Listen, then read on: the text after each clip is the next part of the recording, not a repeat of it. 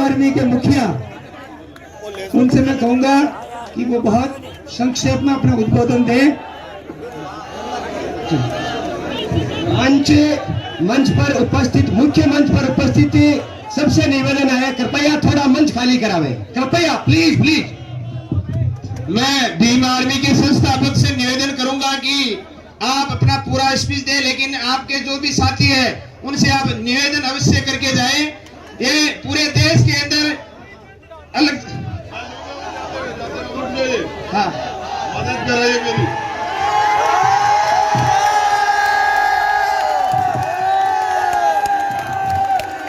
मैं धन्यवाद करता हूं इसके लिए। ठीक है, मैं संपर्क कर लूंगा, ये रिकॉर्ड हो रहा है। चलिए चलिए चलिए, मैं शुरू कर देता हूं। सभी शांत रहे भाई। अगर आप चुप हो जाएंगे तो आसानी हो जाएगी बात रखने में।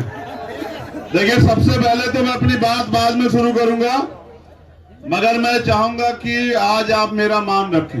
भीम आर्मी के लोगों से कह रहा हूं, मुझे बहुत जरूरी जाना, आपको पता है, लेकिन मैं चाहता हूं कि आप प्रोग्राम से बिल्कुल ना जाएं।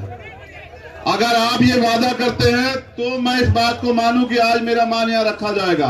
बताओ, वादा करते हो नहीं करते हो? किसी भी कीमत पे जब तक पंचायत खत्म नहीं होगी आप लोग नहीं जाओगे। वादा? चलिए मैं शुरू करता हूं। मंच पर उपस्थित सभी सम्मानित जिम्मेदार हमारे नेतागण, आज के प्रोग्राम के, इस पंचायत के, इस संघर्ष के आयोजक, मैं धन्यवाद देता हूं सभी लोगों का। कुछ के नाम मैं नहीं जानता। राजा राम जी, अमरा राम जी, और मेरे साथ वहां से चलकर आए, आगे पीछे हम दोनों छोटे बड़े भाई, ये मेरे बड़े भाई चौधरी राकेश टिकेर साहब। ये सामूहिक लड़ाई है, इस लड़ाई को हमें जीतना है। आप लोग महिलाओं का आगे आ रहे हैं तो मीडिया के लोग ही हमारे प्रोग्राम का व्यवस्थित ना करें। पुलिस वाले भी बाहर हो जाए थोड़ा सा, तब वो महिलाएं देखें आराम से। हाँ, पुलिस वाले भी हट जाओ।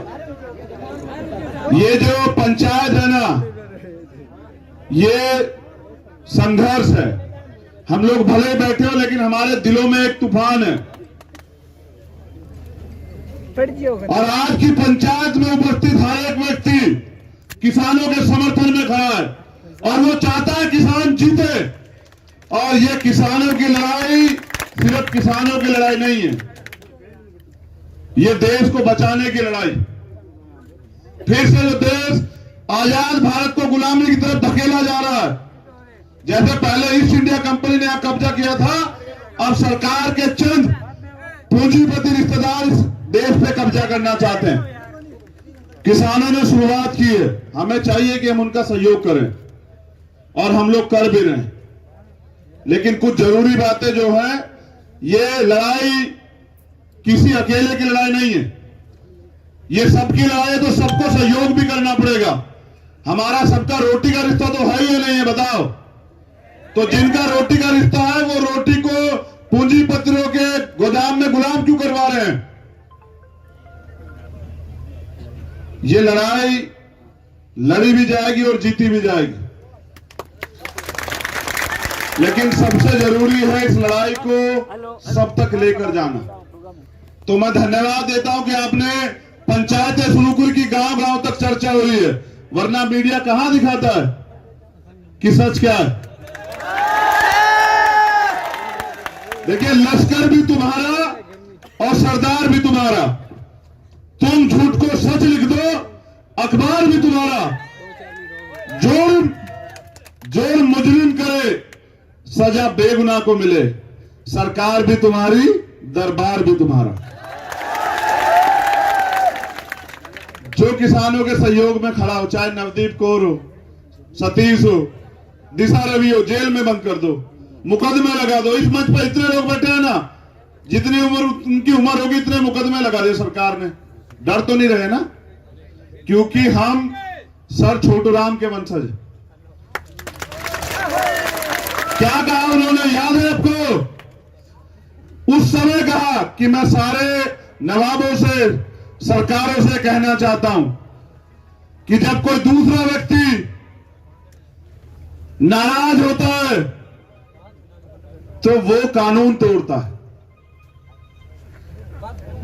किसान को नाराज मत करो, ये उठ खड़ा होगा, और आज ये उठ भी खड़ा हुआ है पूरे देश में। जब किसान नाराज होगा तो सरकार की पीठ तोड़ देगा, और ये सच भी है। सरकार ने कितने षड्यंत्र किए हमारी एकता को तोड़ने के लिए, और क्या क्या नाम नहीं दिया गया। बताइए इस मंच पर कौन सी जाति धर्म का व्यक्ति आज यहां नहीं है? कभी खालिस्तानी बताते हैं, कभी नक्सली बताते हैं, कभी आतंकवादी बताते हैं, कभी आंदोलनजीवी बताते हैं। हाँ, हम हैं। हम हैं अपने देश से प्यार करने वाले क्रांतिकारी, जो अपने परिवार पर अपने शरीर का, अपने प्राणों का बलिदान कर देंगे इस देश के लिए, और इस देश को गुलाम किसी कीमत पे नहीं होने देंगे। अंत में मैं अपनी बात को खत्म करते हुए आपसे निवेदन चाहता हूं कि दुर्भाग्य है, जितने सीमा पे जवान मरते हैं ना, शहीद होते हैं, उतने ही देश के अंदर किसान सुसाइड करते हैं, आत्महत्या करते हैं इस देश में, और कहते हैं जिस देश का किसान खुशहाल नहीं होता वो देश खुशहाल नहीं होता। इस देश की रीढ़ है किसान, इन हमारी देश की रीढ़ को तोड़ा जा रहा। क्या हम लोग साथ देंगे नहीं देंगे बताओ? हुकूमत को पता लगना चाहिए कि देश खड़ा हो गया एक साथ, तो अन्याय अत्याचार को सहते हुए अगर आपकी जान भी चली जाती है तो आपकी आने वाली पीढ़ियां उसका बदला जरूर लेंगी। लेकिन अगर आप अन्याय को सहते हुए मर जाते हैं तो आपकी आने वाली पीढ़ियां गुलाम हो जाती है। और हम लोग यहां इसलिए हैं कि हम गुलाम नहीं होंगे, हम लड़ेंगे और आखिरी दम तक लड़ेंगे और जीतेंगे।